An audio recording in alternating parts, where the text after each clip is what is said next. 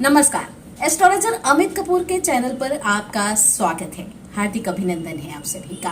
तो सबसे पहले मैं आपका धन्यवाद कर दूं क्योंकि आप लोग हमारी वीडियोस को बहुत लाइक करते हैं, प्यार देते हैं, कमेंट करते हैं और ढेर सारे लाइक भी आते हैं और इवन के आपकी फ़ोन कॉल्स भी आती हैं धन्यवाद के लिए। तो इसके लिए एक धन्यवाद तो बनता है। तो स्पेशली अमित कपूर जी की तरफ से आपको बहुत बहुत धन्यवाद।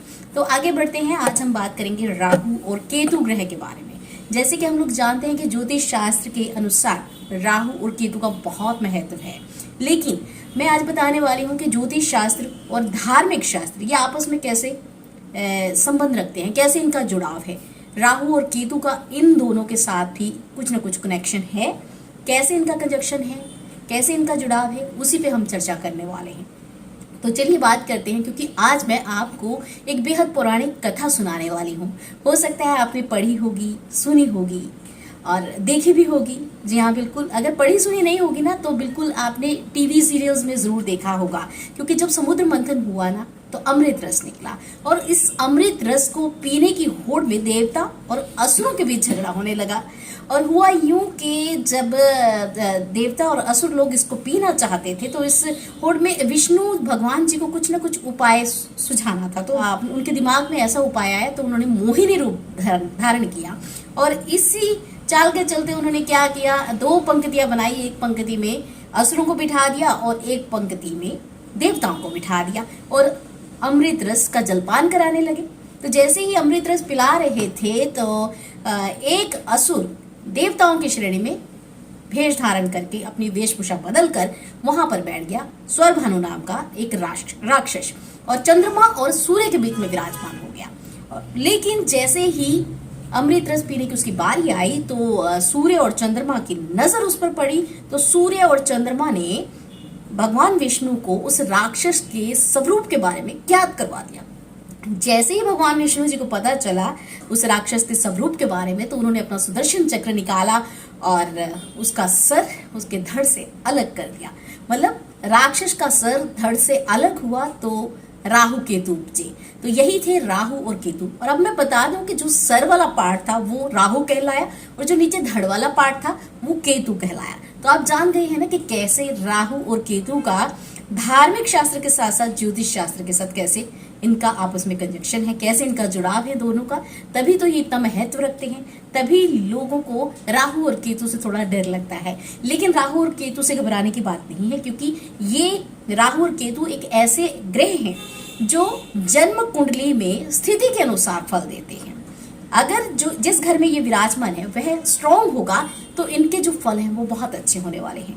मतलब आपको राजपाट मिलेगा ही मिलेगा, आप आलिशान बंगले में रहने वाले हैं, आपके पास बॉडीगार्ड्स होने वाले हैं, आपके पास नौकर चाकर होने वाले हैं और खूब सारा ऐशोरा, मतलब लग्जरी हाउस, 5-7 से ज्यादा गाड़ियां आपके पास होने वाली हैं, सब कुछ होने वाला है। तो ये है एक अच्छे घर, स्ट्रांग घर में अगर ये विराजमान है, स्ट्रांग पोजीशन है तब। और इसके उल्ट, इसके विपरीत अगर ये एक ऐसे घर में विराजमान है जो कि अस्त है, थोड़ा नीच का है, पीड़ित है, वीक है, तो प्रभाव उल्टा होने वाला है। मतलब इसके रिजल्ट्स ऐसे हो सकते हैं कि आपके जीवन को तहस नहस कर दे, आप डिप्रेशन में चले जाओ, आपका सब कुछ बर्बाद हो जाए। मतलब ये मैं आपको डरा नहीं रही, धमका नहीं रही, मैं आपको सिर्फ सुचेत कर रही हूँ। देखिए, मेरा मकसद होता है कि सिर्फ आपको चौकन्ने करना, क्योंकि आप अपने फ्यूचर के प्रति सुचेत हो जाएं। तो आपको इसके लिए घबराने की बिल्कुल जरूरत नहीं है। बस याद रखना है कि अच्छे एस्ट्रोलॉजर की आपको तलाश करनी है। एक एक्सपर्ट एस्ट्रोलॉजर ही आपको इस मुसीबत की घड़ी में बाहर निकाल सकता है बहुत ही इजीली। तो चलिए आगे बढ़ते हैं। राहु और केतु के बारे में मैं ये भी बताती हूँ कि अगर राहु और केतु की दशा है, बुरे प्रभाव आपके ऊपर चल रहे हैं, तो कौन सा उपाय आप कर सकते हैं। तो बहुत इजी सा, बहुत ही आसान सा उपाय है।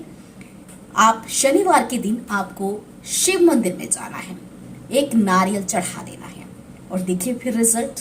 और ये आपको 3, 5 या 7 शनिवार करना है, या फिर 21 शनिवार भी आप कर सकते हो, तो और ज्यादा आपके रिजल्ट अच्छे होंगे। क्योंकि देखिए, जब राहु की दशा चलती है तो बहुत से बुरे प्रभाव हमें देखने को मिलते हैं। इन प्रभावों से बचने के लिए अगर हम अच्छे अच्छे उपाय करते रहें, ऐसे ही फलदायक उपाय करते रहें, तो हमारी जो मुसीबतें हैं वो कम हो जाती हैं। और एक उपाय और है जिनके ऊपर राहु का दुष्प्रभाव है, राहु की दशा खराब चल रही है, उनके लिए देखिए आप लोग कोशिश करें कि आप अपने किचन में बैठ के खाना खाएं। देखिए आजकल क्या होता है ना, आजकल हम कहाँ खाना खाते हैं, डाइनिंग टेबल पर बैठकर। तो खाने का स्टाइल भी हमारा बदल गया है। पहले लोग हाथ से खाया करते थे और अब क्या क्या होता है खाने के लिए, और बड़े से टेबल पे विराजमान होते हैं सभी। कई लोग इकट्ठे भी खाते हैं, कई लोग अकेले भी खाते हैं, लेकिन जैसे मर्जी खाइए। लेकिन जिनके ऊपर राहु की दशा है उनके लिए स्पेशली मैं यही कहूंगी कि कोशिश कीजिए कि किचन में बैठकर खाना खाएं, तो आपके लिए फलदायक होगा। और एक छोटी सी मुस्कान आपके लिए छोड़ के जा रही हूँ। आप भी खुश रहिए और दूसरों को भी खुश रखने की कोशिश कीजिए। अपने आसपास, अपने इर्द गिर्द खुशी का प्रसार कीजिए और हमेशा याद रखिए the world famous astrologer mister Amit Kapoor आपकी खिदमत में हमेशा हाजिर थे, हैं और रहेंगे। आपको घबराने की बिल्कुल जरूरत नहीं है, क्योंकि एक मोटिवेशनल स्पीकर जब आपके साथ है तो फिर क्या बात है। और अब मुझे दीजिए इजाजत। धन्यवाद। खुदा हाफिज। सत श्री अकाल।